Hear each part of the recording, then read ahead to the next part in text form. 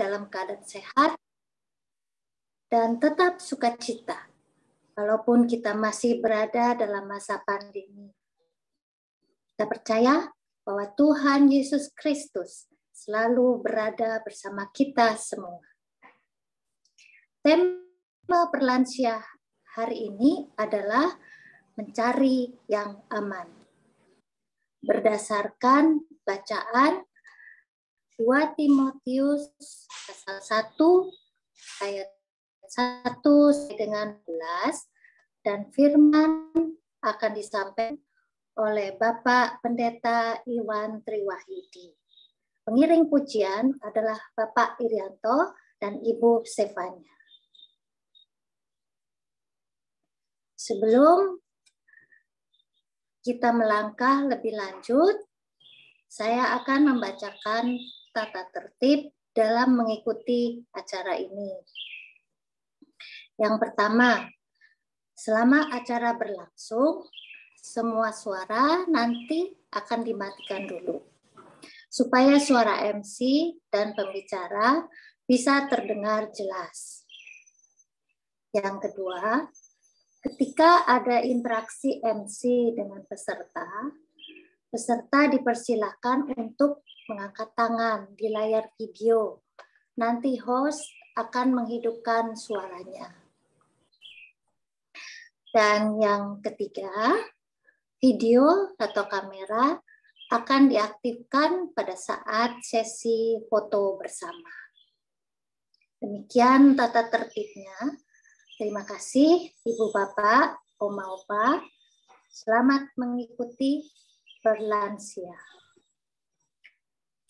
Mari kita memuji Tuhan dengan menyanyikan lagu Ku Berbahagia dari Kidung Jemaat nomor 392, bait 1 sampai dengan bait 3. Silakan Pak Irianto. Mari Bapak Ibu, Opa, Tante, Om, kita memuji Tuhan dengan penuh bahagia karena kita sudah disertai Tuhan, kita sudah dilengkapi Tuhan, dipimpin setiap langkah kita sampai pada saat ini. Mari kita memuji Tuhan dengan penuh bahagia.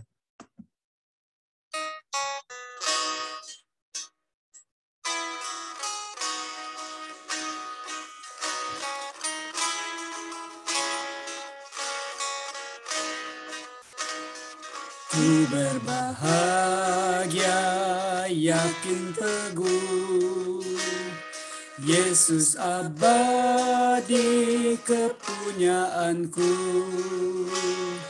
Aku warisnya, ku ditebus, ciptaan baru, Roh Kudus. Aku bernyanyi bahagia, memuji Yesus selamanya. Aku bernyanyi bahagia, memuji Yesus selamanya.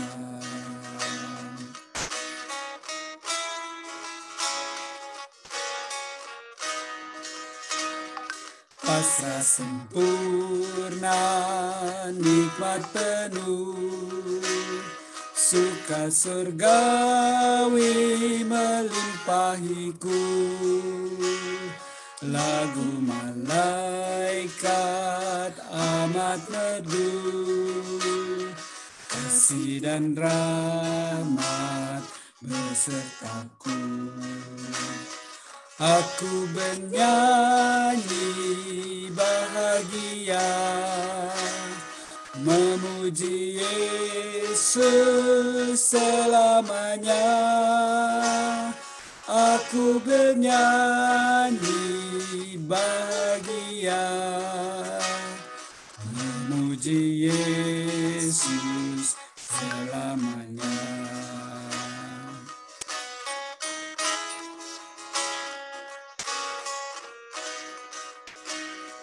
Aku serahkan diri penuh, Dalam Tuhanku hatiku teduh, sambil menyongsong kembalinya, ku diliputi anugerah. Aku bernyanyi bahagia, memuji Yesus selamanya. Aku bernyanyi bahagia, memuji Yesus selamanya.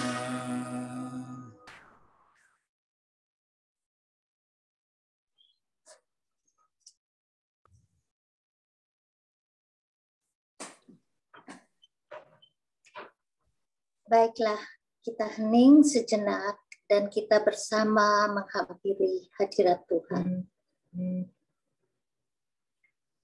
Allah Bapa yang bertahta di dalam kerajaan surga, yang kami kenal melalui Putra-Mu Yesus Kristus. Pagi ini kami datang ke hadirat-Mu Bapa, merendahkan diri di hadapan-Mu, mengucap syukur yang tiada hentinya untuk segala kemurahan-Mu di dalam kehidupan kami. Kalau sampai saat ini kami boleh sehat, kuat, dan dapat melakukan tugas dan aktivitas kami, itu semua adalah karena karunia-Mu saja ya Tuhan. Apabila kami tidak selalu lurus di jalan-Mu, ampuni kami Tuhan atas segala kesalahan dan dosa kami. Pagi ini kami semua bersekutu dalam acara berlansia. Berkatilah kiranya kami semua ya Bapa. Kami mohon tumpangkanlah tangan kasih-Mu kepada Pendeta Iwan Triwahyudi agar firman-Mu yang akan disampaikannya dapat kami pahami dan kami lakukan dalam kehidupan kami sehari-hari. Kami serahkan seluruh acara ini dari awal sampai akhir dalam tangan-Mu saja Bapa. Hanya di dalam nama Putra-Mu yang tunggal, Yesus Kristus, Tuhan kami memohon dan bersyukur. Amin.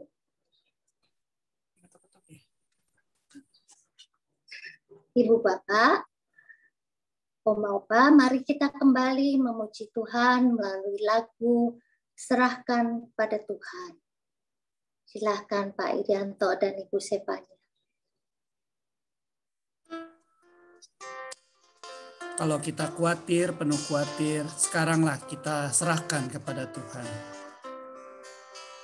Serahkan pada Tuhan seluruh jalanmu, kuatirmu semua ditanggung-Nya penuh, sedangkan angin lalu dituntun tangan-Nya, pun jalan di depanmu, Tuhan mengaturnya.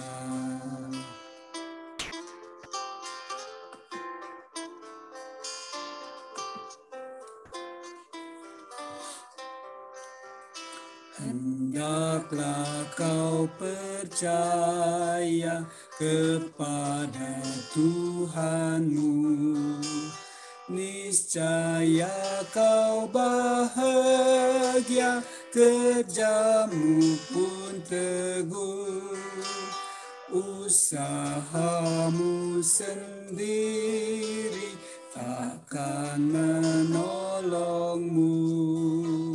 Tuhanmu mengingini doamu yang tekun.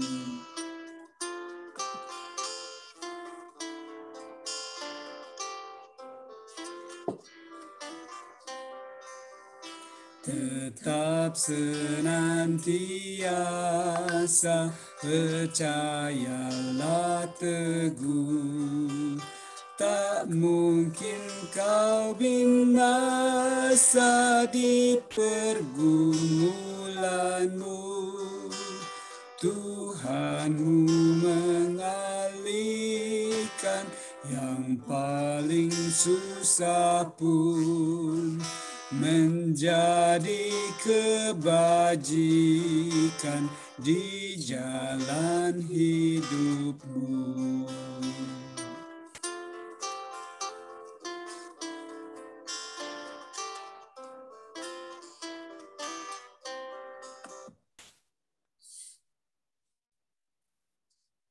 Kami persilakan Pak Iwan membawakan firman. Baik, terima kasih Ibu Emi. Selamat pagi Bapak Ibu dan Opa Oma sekalian. Sebelum kita bersama merenungkan firman Tuhan dan didului dengan membacanya, kita akan berdoa. Mari kita berdoa. Tuhan, Gembala kami yang baik, kami bersyukur kalau pada pagi hari ini, di hari Sabtu, minggu keempat, kembali kami bersama dipertemukan walaupun secara virtual di dalam persekutuan usia lanjut, dan kami boleh merasakan penyertaan Tuhan sampai hari ini. Teristimewa pada malam yang boleh kami lalui dengan baik dalam istirahat, dan pagi ini kami bangun dengan kekuatan dan kesegaran yang baru. Tuhan, kami rindu untuk selalu disapa oleh Tuhan melalui firman-Mu, karena kami menyadari betapa kami penuh dengan kelemahan dan keterbatasan. Seringkali kami tidak sanggup menjalani kehidupan di tengah dunia yang penuh dengan godaan dan cobaan dan juga berbagai pergumulan dan tantangan. Maka kami memerlukan firman Tuhan, memerlukan sapaan Tuhan-Mu, Tuhan, sehingga firman-Mu itulah yang senantiasa menguatkan kami dan meneguhkan kami di dalam kami menjalani kehidupan yang Tuhan anugerahkan. Maka bersabdalah ya Tuhan, dan tolonglah kami ya Roh Kudus. Dalam kuasa Roh Kudus kami boleh dimampukan untuk mengerti dan juga untuk menjalankan segenap kehendak Tuhan dalam keseharian hidup kami. Ampuni segala dosa dan kelemahan kami, di dalam nama Kristus, firman yang hidup kami berdoa dan mengucap syukur. Amin. Ya, Opa Oma, Bapak Ibu, kita bersama akan membaca dari 2 Timotius 1 ayat 1 sampai dengan 12. Saya akan membacakan untuk kita semua.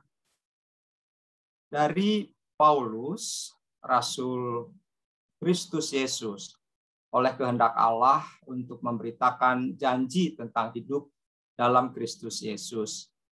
Kepada Timotius, anakku yang kekasih, kasih karunia, rahmat dan damai sejahtera dari Allah Bapa dan Kristus Yesus, Tuhan kita menyertai engkau. Aku mengucap syukur kepada Allah yang kulayani dengan hati nurani yang murni, seperti yang dilakukan nenek moyangku, dan selalu aku mengingat engkau dalam permohonanku, baik siang maupun malam. Dan apabila aku terkenang akan air matamu yang kau curahkan, aku ingin melihat engkau kembali supaya penuhlah kesukaanku. Sebab aku teringat akan imanmu yang tulus ikhlas, yaitu iman yang pertama-tama hidup di dalam nenekmu Lois dan di dalam ibumu Enike, dan yang aku yakin hidup juga di dalam dirimu.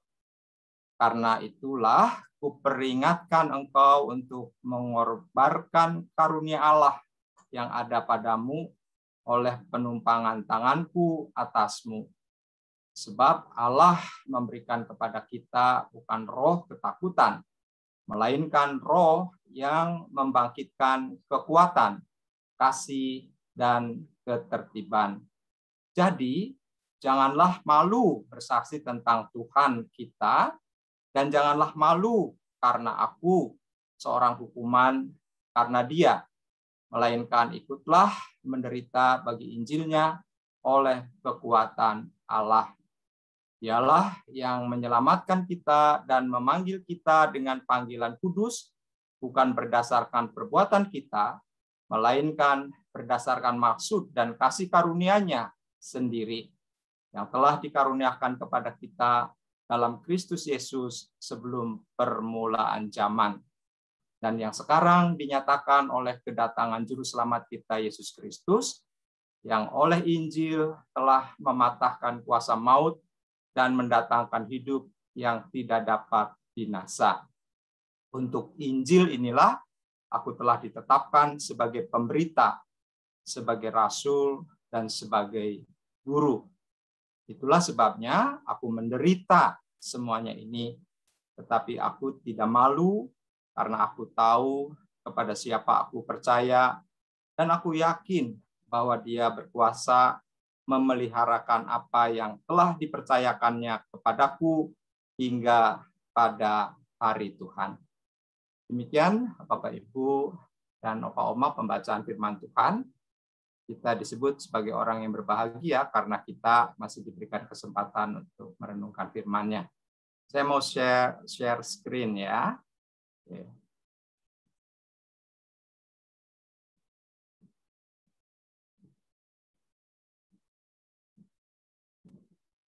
Ya, tema kita pada pagi ini adalah mencari yang aman. Apa ini maksudnya dengan mencari yang aman? Nah, kalau kita misalnya ditanya nih, Bapak, Ibu, dan Opa, Oma, pasti pada waktu kita membaca ya tema kita melalui publikasi maupun yang 2 minggu lalu Liturgos juga mungkin sudah menyampaikan tema yang sekarang ini, kira-kira apa yang ada di benak kita atau di dalam pikiran kita ketika kita mendengar atau membaca tema ini? Ada nggak di antara Bapak Ibu yang mungkin punya pendapat ya apa yang dimaksud dengan mencari yang aman ini? Boleh unmute kalau misalnya ada punya pendapat. Ibu Rosita deh, saya minta Ibu Rosita coba. Ibu Rosita boleh unmute. Kira-kira waktu Ibu baca tema ini, apa yang ada di dalam pikiran atau bayangan kita atau bayangan Ibu Rosita? Mencari yang aman, ya semua orang sih pasti mau mencari yang aman ya. Okay. Cuman gimana ya? Banyak kali orang cari yang aman itu cuma untuk dirinya sendiri, sampai tidak peduli kesulitan orang lain. Jadi misalnya kalau lihat orang ada masalah apa, terus udah deh kita menghindar aja daripada nanti jadi susah, nggak berani jadi saksi kebaikan karena nanti dimusuhin banyak orang. Gitu. Ya. Banyak. Gitu. Ya, oke. Terima kasih. Ada lagi mungkin bapak-bapak yang punya pendapat tentang hal ini, boleh sharing ke kita, sampaikan atau berbagi. Tadi Bu Rosita sudah menyampaikan ya, sudah sangat jelas. Ada nggak punya pendapat lain mencari yang aman? Dari bapak-bapak mungkin? Pak Edi, punya pendapat nggak Pak Edi?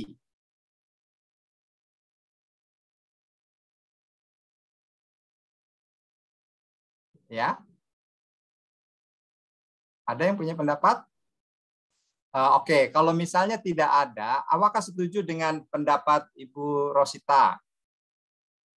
Ya pastinya kalau kita mendengar tadi yang dikatakan oleh Ibu Rosita itu, mencari yang aman itu memang pastinya akan ada dimiliki ya oleh setiap orang, karena itu secara natur itu artinya secara alamiah ya, memang kodratnya dari sononya begitu ya, bahwa manusia itu pasti mau carinya yang aman ya, tidak mau ambil risiko.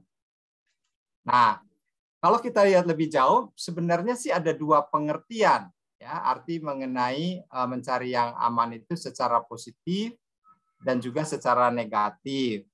Kalau secara positif, misalnya kalau kita ada ancaman, ya, menghadapi ancaman, kemudian mungkin kita mengalami kekhawatiran, dan kita juga mengalami kecemasan atau ketakutan yang begitu luar biasa, maka kita akan mencari yang aman. Nah, mencari yang aman ini dalam arti mencari perlindungan atau mencari Tuhan.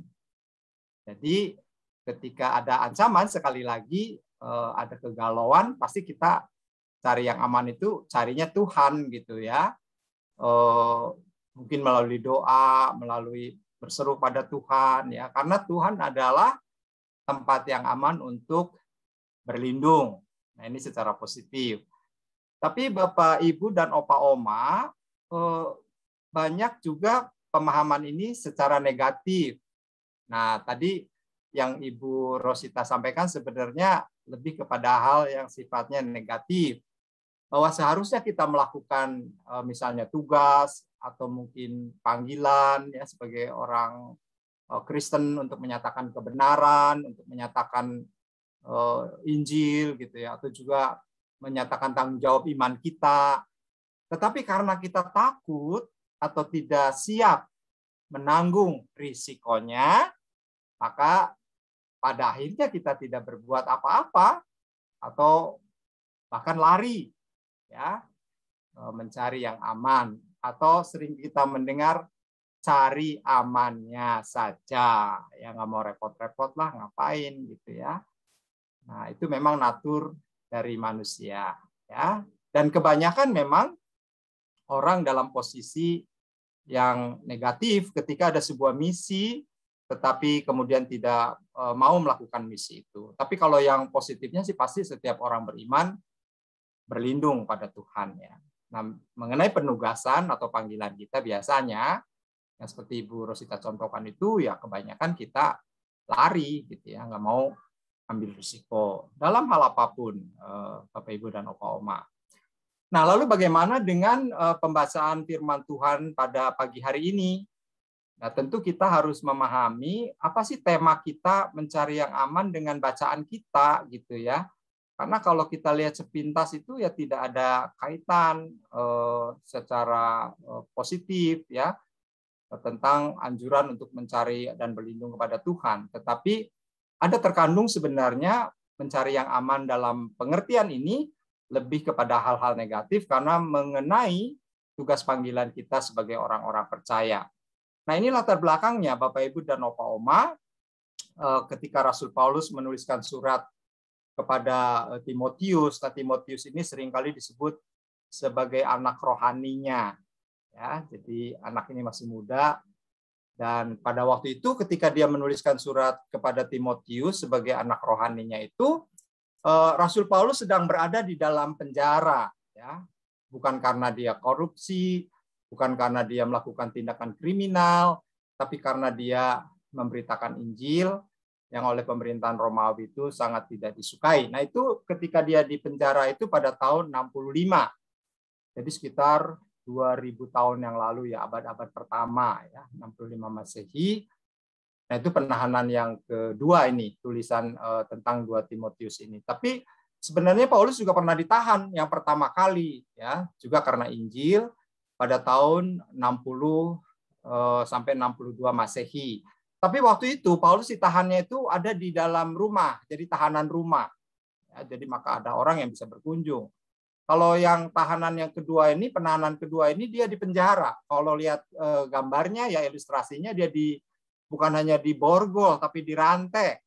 Ya, zaman dulu yang namanya orang di penjara itu ya seperti ini. Kalau Bapak Ibu pernah sempat jalan-jalan ke kota, itu ada Museum Fathahillah kalau nggak salah ya. Itu saya pernah masuk, di bawah itu ada kamar-kamar tahanan. Di situ banyak rantai dan juga besi-besi yang bulat ya, untuk ibaratnya itu orang yang ditahan itu nggak bisa lari, jadi kakinya bukan hanya diborgol ya, tapi dirantai, dibanduli, orang Cirebon bilang dibanduli atau dikasih apa ya beban dengan kelereng besi yang gede-gede itu. Di situ masih lihat itu di kamar tahanan. Jadi zaman dulu itu seperti itu. Ya, dulu nggak mengenal hak asasi manusia. Nah, Paulus diperlakukan seperti penjahat itu.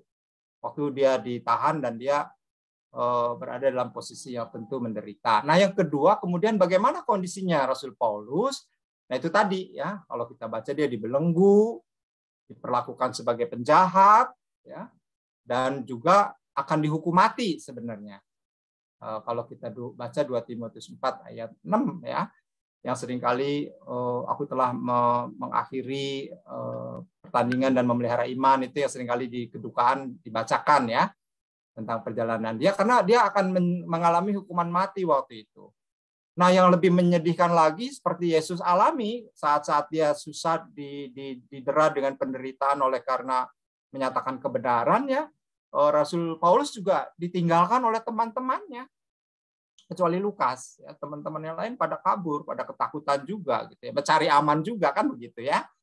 Nah, dia dalam kondisi seperti itu. Lalu yang ketiga, di tengah-tengah keadaan seperti itulah Bapak Ibu dan Opa Oma, maka dia merindukan kedatangan Timotius pada saat-saat terakhir hidupnya. Jadi ada ikatan emosional ya dengan Timotius. Dia tadi dibilang kalau ingat Timotius menangis itu ya pada waktu perpisahan sebenarnya. Ketika Paulus akan pergi mengabarkan Injil ke tempat lain, yang pada akhirnya dia di Roma lalu di penjara begitu kan. Dia sedih. Lalu di situ dia merindukan, ya kalau misalnya saya harus dihukum mati, setidaknya ketemu dululah sama Timotius. Dan disitulah dia memberikan wejangan-wejangan, ya Bapak Ibu dan Opa Oma. Lalu isinya, oleh sebab itu kalau kita lihat 2 Timotius ini isinya adalah anjuran kepada Timotius agar setia dalam pelayanannya. Ya memang ada catatan sih Bapak Ibu, Opa Oma ya, bahwa pada akhirnya Paulus tidak jadi dihukum mati, dia dibebaskan, dan kemudian dia pergi ke Spanyol. Nggak ada kapoknya nih, dia juga memberitakan Injil. Ini tahun 66 dia sempat pergi ke Spanyol, dan ketika itu dia balik lagi ke Roma. Lalu dia dihukum matilah di sana pada tahun sekitar 66 atau 67 Masehi.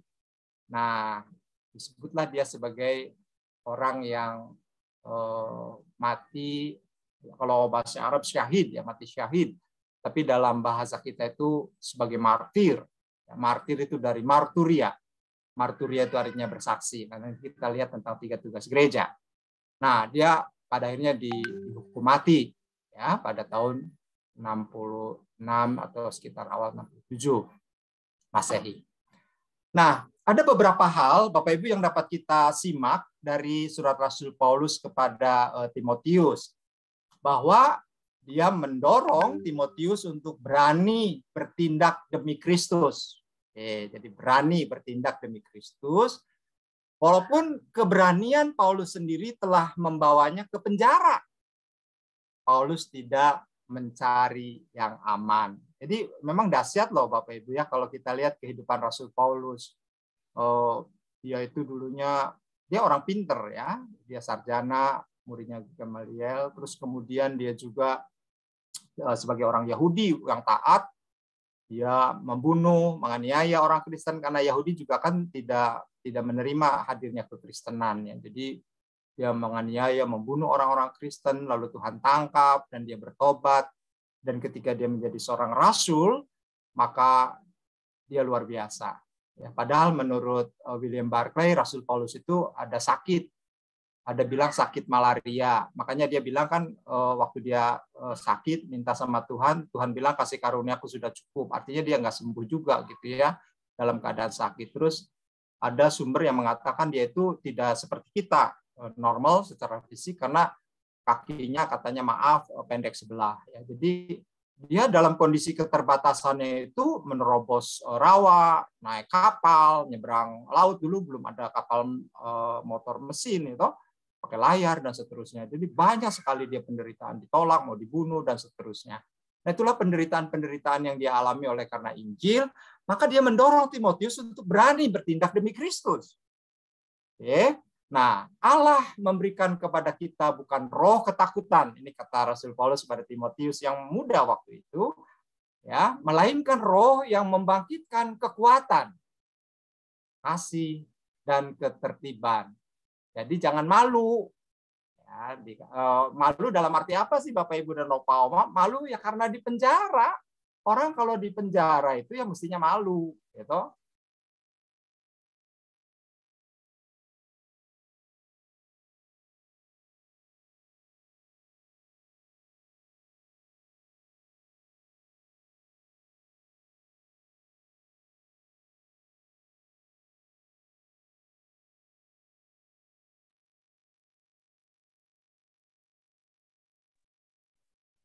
Oke, sorry ke skip tadi. Cukup suara saya masih kedengar ya? Oke. Masih Pak. Oke masih Pak. aman. Tadi tiba-tiba internetnya bermasalah ini yang bikin deg-degan terusnya. Oke. Nah kemudian ini dikatakan bahwa Allah memberikan kepada kita bukan roh ketakutan, melainkan roh yang membangkitkan kekuatan, kasih, dan ketertiban. Jadi janganlah malu, kalaupun sampai ya di penjara karena Injil. Itu message-nya, itu pesannya.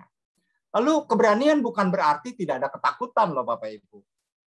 Ya pastinya kita takut ya, karena itu juga sesuatu yang natur, bahwa itu ada dalam diri kita sebagai orang yang normal ya.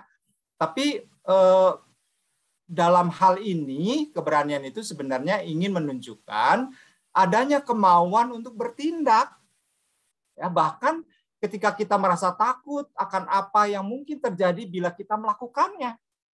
Jadi kalaupun kita tahu ini saya mau lakukan ini loh, menyatakan kebenaran loh, tapi ada risikonya, mungkin kita takut gitu loh. Tapi ketika ketakutan itu ada di dalam diri kita, maka yang membuat kita berani adalah kita punya kemauan untuk bertindak gitu loh. Takut bener ada loh Bapak Ibu, itu kita pasti ngalami.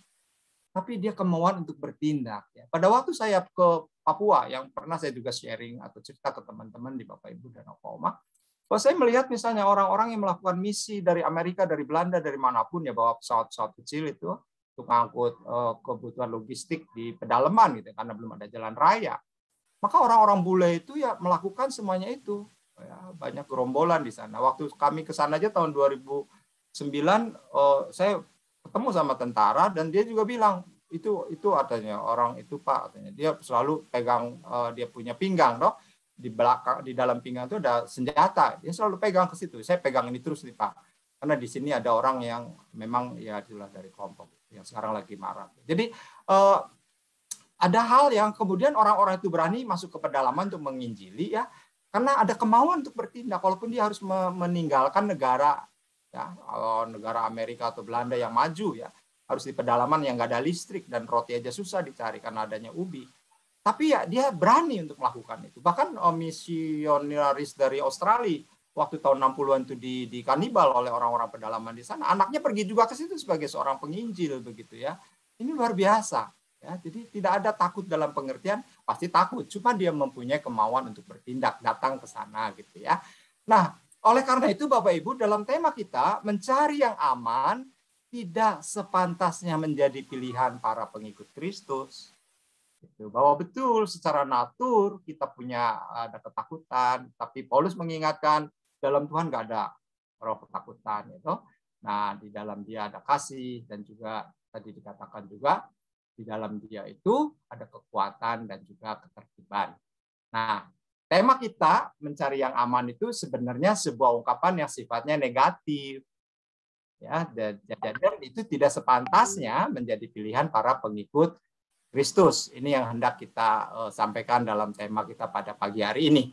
Nah, orang percaya senantiasa dipanggil untuk mengidentifikasikan diri, artinya itu meniru, meneladani, dan menyamakan diri dengan Yesus secara terang-terangan dan dengan mereka yang menderita karena kesetiaan kepada Kristus. Tadi Paulus juga ingetin toh, ya kamu nggak usah malu, kalaupun kamu dengar aku di penjara ya, artinya dia juga si Timotius itu harus memahami penderitaan Paulus dan siap untuk itu.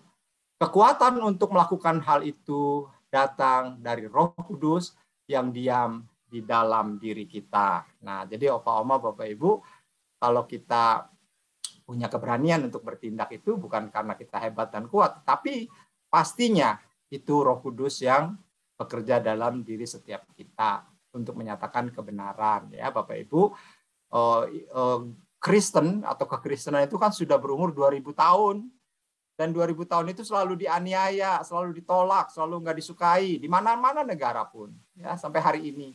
Tapi gereja tidak pernah punah, gereja tidak pernah hilang sampai hari ini.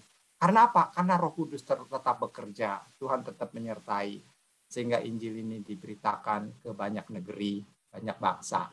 Nah, lalu bagaimana panggilan dan tekad kita? Nah, ini Bapak Ibu, Opa Oma ya, bahwa kita sebagai pengikut Kristus yang sudah merasakan kasih karunia Tuhan Yesus, ya, keselamatan di dalam Dia. Kalau orang lain mau mendapatkan keselamatan, dengan kata lain mendapatkan surga, itu kan harus melakukan banyak hal, syariat-syariat agama, ya, semua agama itu. Jadi usaha manusia. Tapi di dalam kekristenan kan hanya terjadi karena anugerah, sola fide, sola gratia, dan sola scriptura.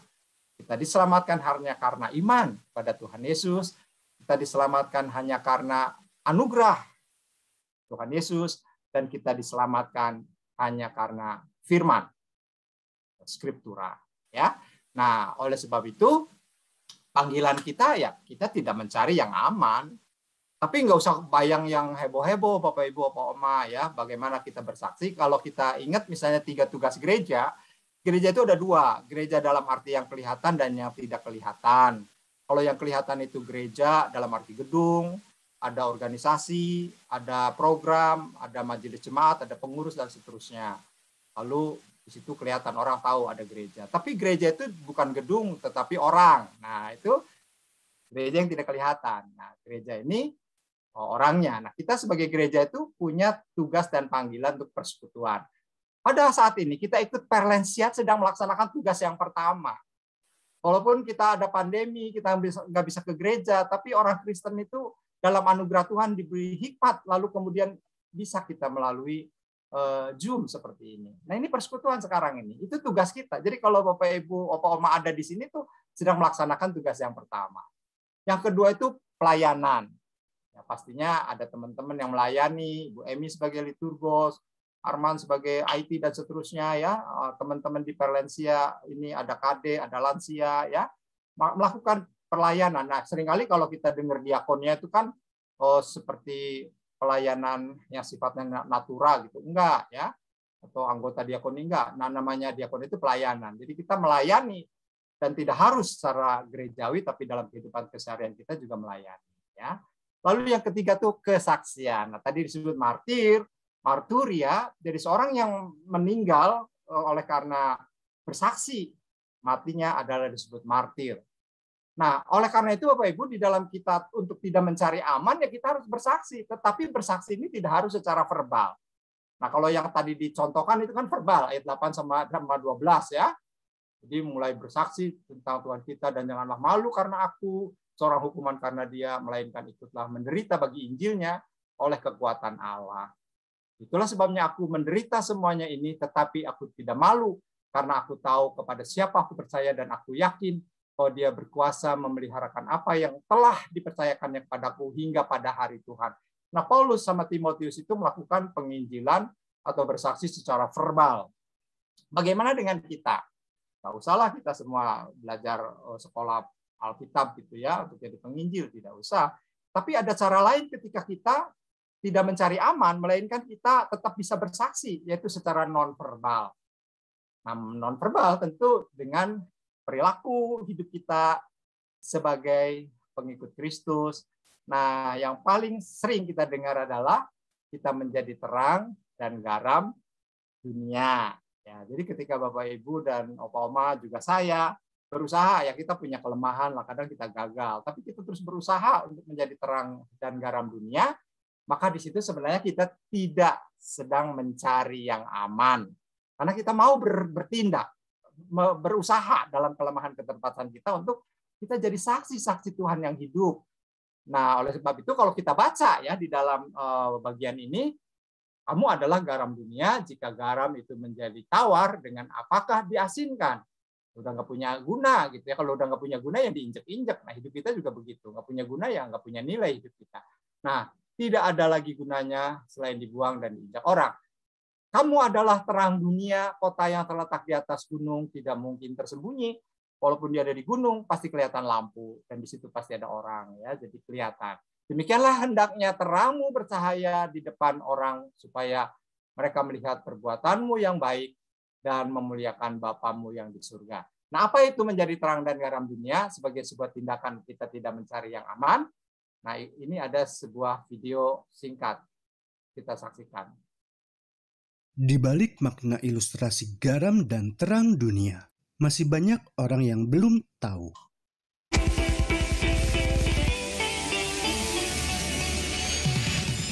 Di kitab Matius 5 ayat 13-14, ada dua ilustrasi yang digunakan oleh Yesus dalam menerangkan para pengikutnya.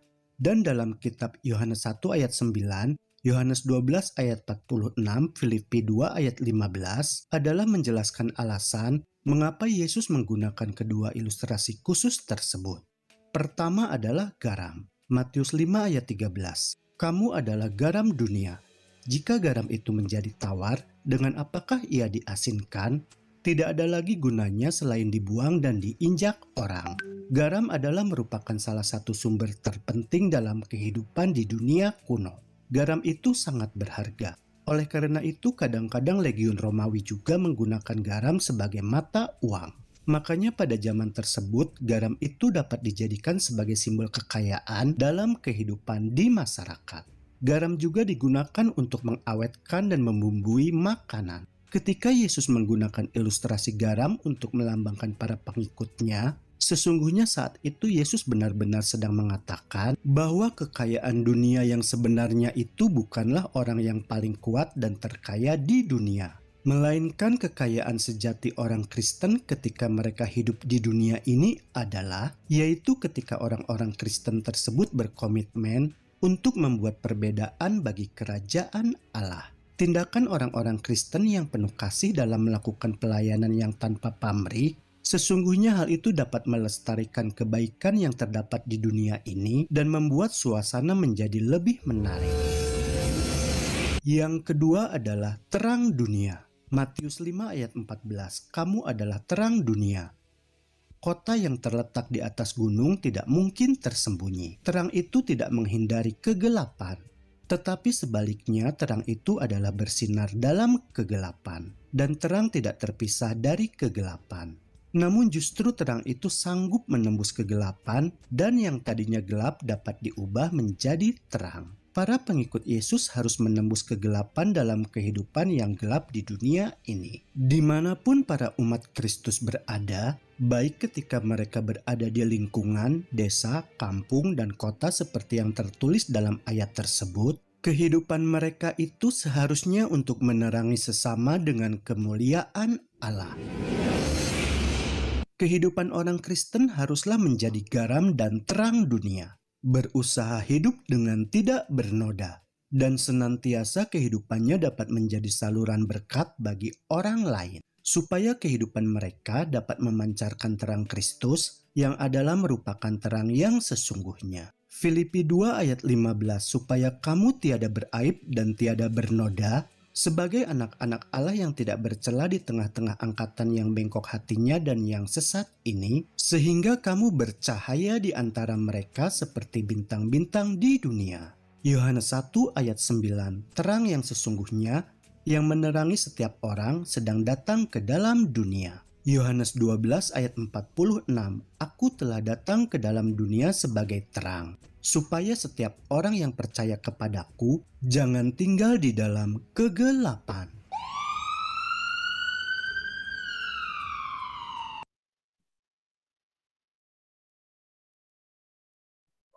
Di balik Ya, dengan demikian Bapak Ibu kita bisa menyimpulkan bahwa mencari yang aman berarti sebuah tindakan yang bukan yang baik ya kalau kita sebagai anak-anak Tuhan. Maka marilah kita terus menjadi terang dan garam dunia dimanapun Tuhan menempatkan kita. Tuhan memberkati.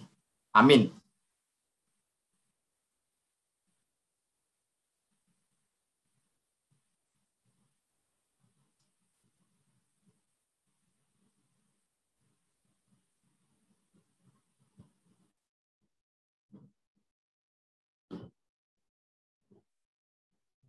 terang dan garam dunia. Ibu Bapak, Oma Opa, mari kita dengarkan sebuah pujian yang berjudul Sampai Masa Tua.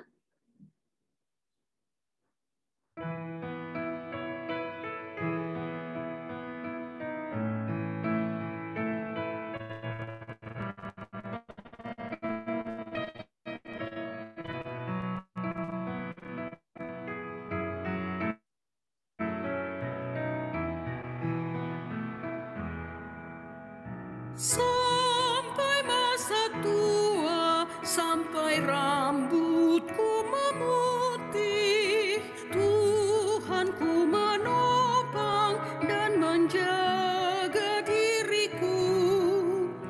Walaupun tubuhku semakin tak berdaya, tetap ku bahagia, ceria.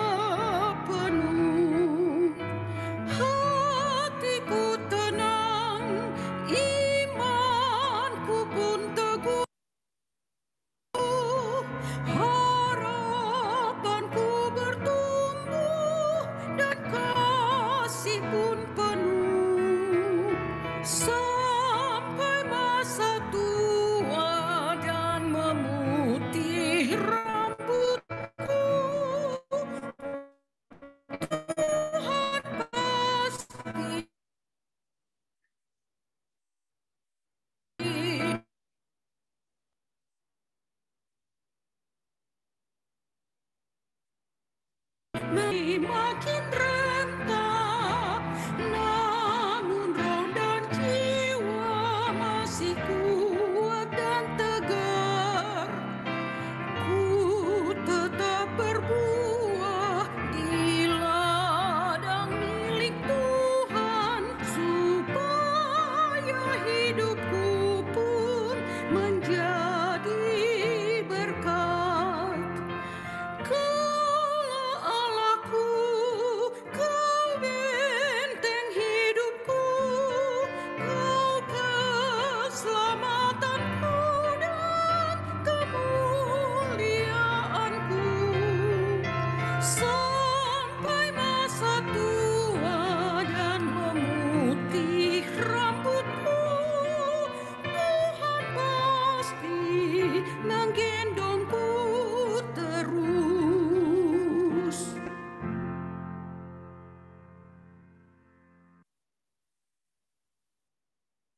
Tiba saatnya sekarang Ibu Bapak, Oma Opa untuk foto bersama.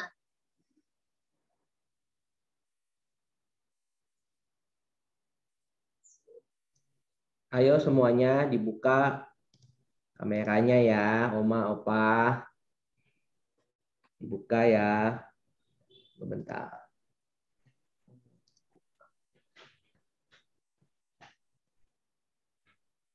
Sudah? Sudah, Oma Opa? Sudah ya? Oke, saya ambil fotonya ya. 3, 2, 1. Sekali lagi ya. 3, 2, 1. Oke, sekali lagi. Soalnya ini banyak ini. 3, 2, 1. Terakhir. 3, 2, 1. Oke, makasih Oma Opa. Terima kasih. Mari sekarang kita memuji nama Tuhan lagi melalui lagu.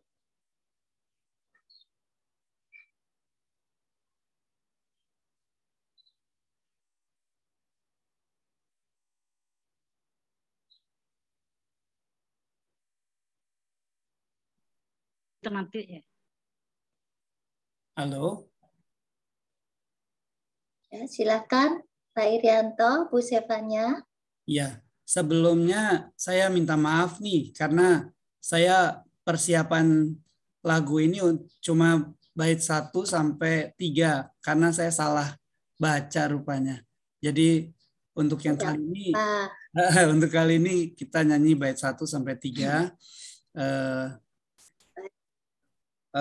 Baik saudara-saudara, Bapak Ibu dan Om Tante, kita sebentar lagi berpisah, kita akan kembali kehidupan kita masing-masing, tapi yang paling penting adalah kita harus mendekatkan diri kepada Tuhan, supaya Tuhan itu sumber kekuatan kita, bisa menguatkan kita, dan bisa membuat kita tegar menghadapi kehidupan tantangan hidup yang kita alami sekarang. Mari kita memuji Tuhan, kudaki jalan mulia.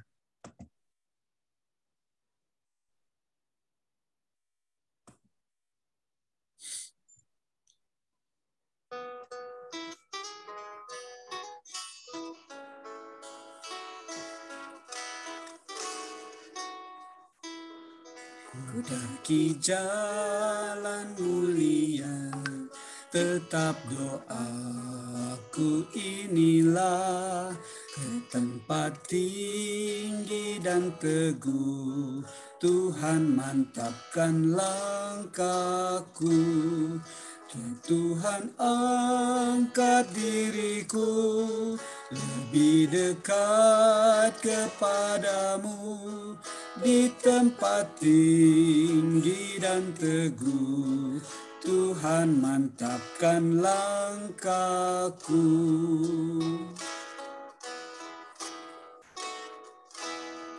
Ku tidak mau menetap di dalam bimbang dan gelap. Rinduanku, tujuanku, tempat yang tinggi dan teguh. Ya Tuhan, angkat diriku, lebih dekat kepadamu, di tempat tinggi dan teguh, Tuhan angkatkan langkahku.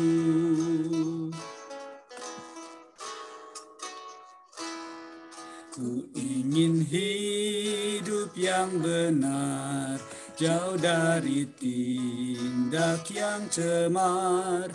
Umat kudus memanggilku ke tempat tinggi dan teguh. Tuhan angkat diriku, lebih dekat kepadamu, di tempat tinggi dan teguh, Tuhan mantapkan langkahku.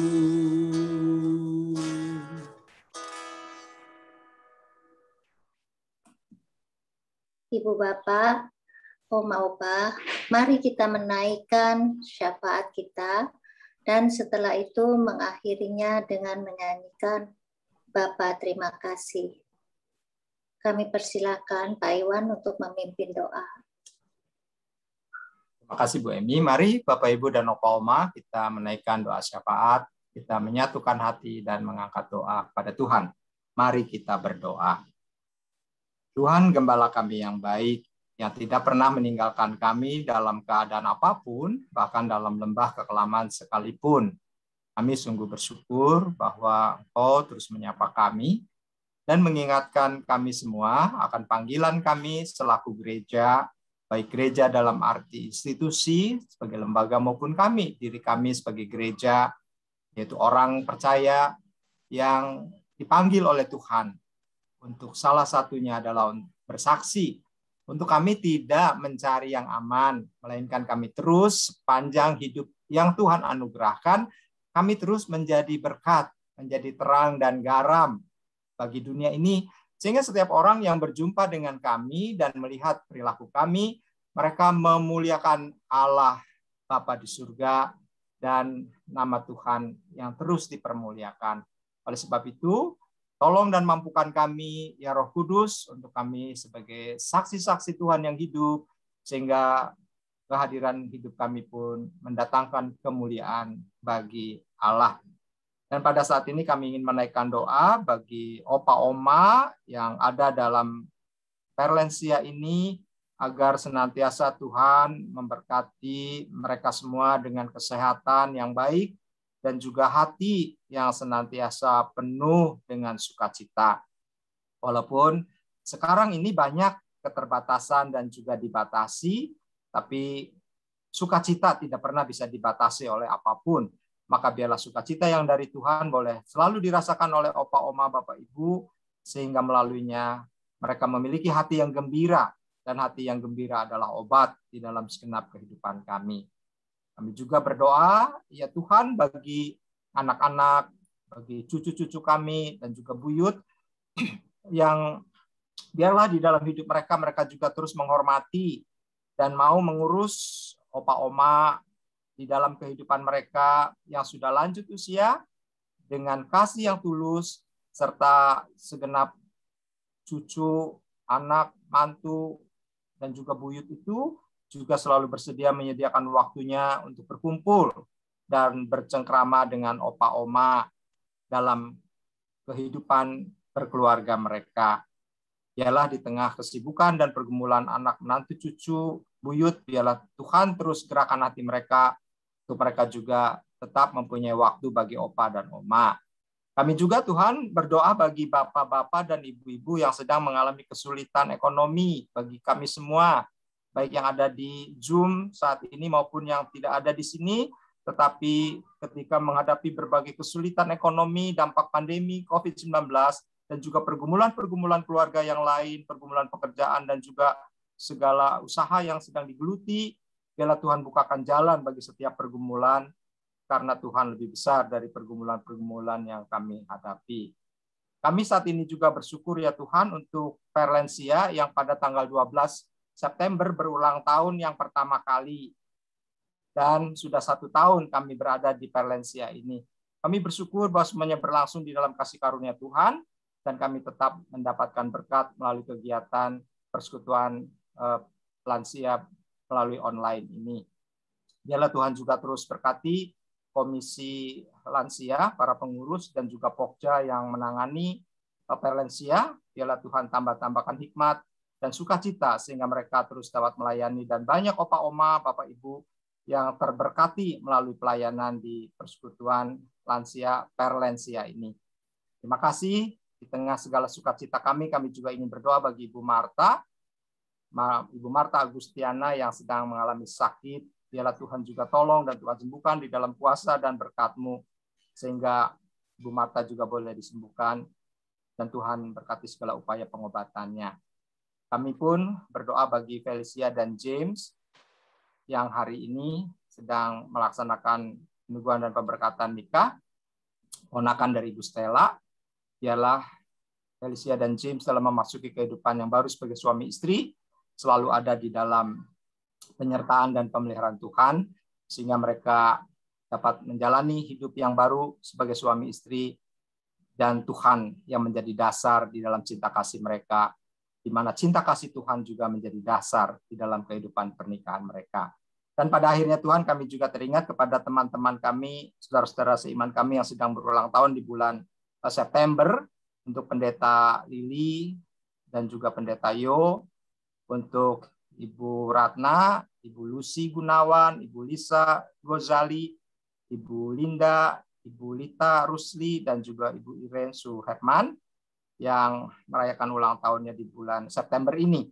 Tuhan sudah tambahkan 1 tahun lagi dalam usia mereka, dan kami percaya Tuhan juga akan tambahkan kepada mereka kesehatan dan kekuatan untuk melewati hari-hari yang Tuhan anugerahkan ke depan. Kalau Tuhan sudah menyertai sampai hari ini, maka ke depan pun mereka tetap ada dalam penyertaan Tuhan. Terima kasih Tuhan untuk segala kebaikan dan kemurahan-Mu. Kami serahkan hidup kami masing-masing dalam pertolongan-Mu. Ketika kami berpisah, biarlah semuanya juga berlangsung di dalam penyertaan Tuhan. Kami berdoa dalam nama Tuhan Yesus Kristus, Gembala kami yang baik. Amin. Bapa, terima kasih. Bapa, terima kasih.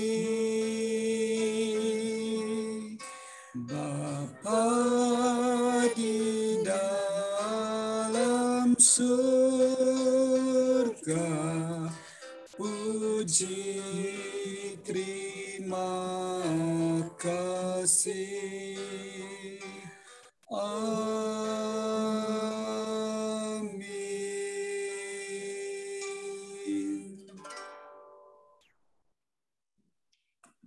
Terima kasih kami sampaikan ke Pak Iwan, Bapak Irdianto, dan Ibu Sevanya. Tentunya kepada semua peserta acara Perlansia hari ini, serta kepada semua yang terlibat demi terselenggaranya acara ini.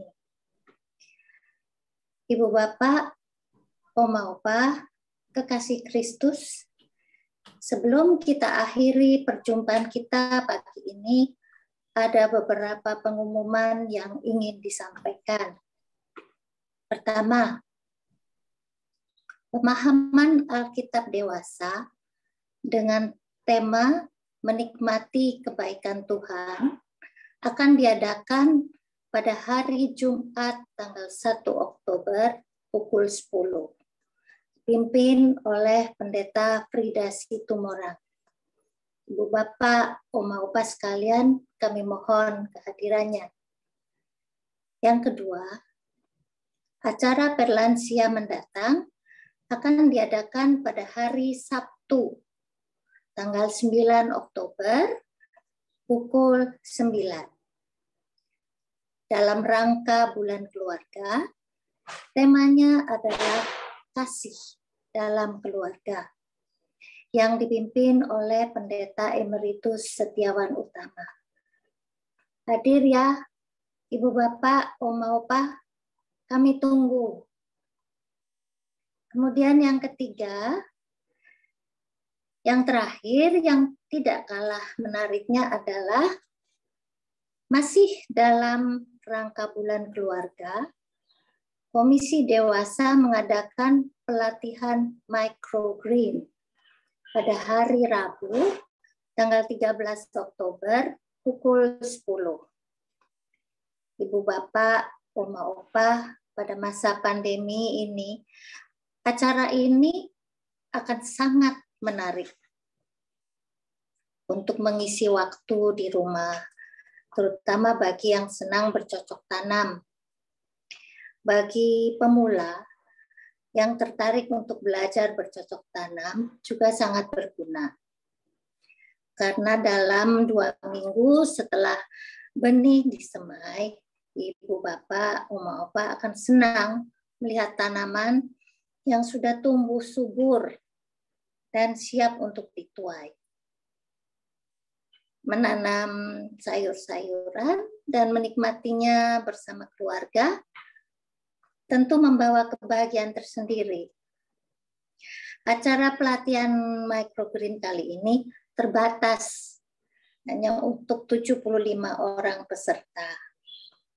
Saat ini, menurut informasi yang saya terima, masih tersedia tempat untuk 10 orang.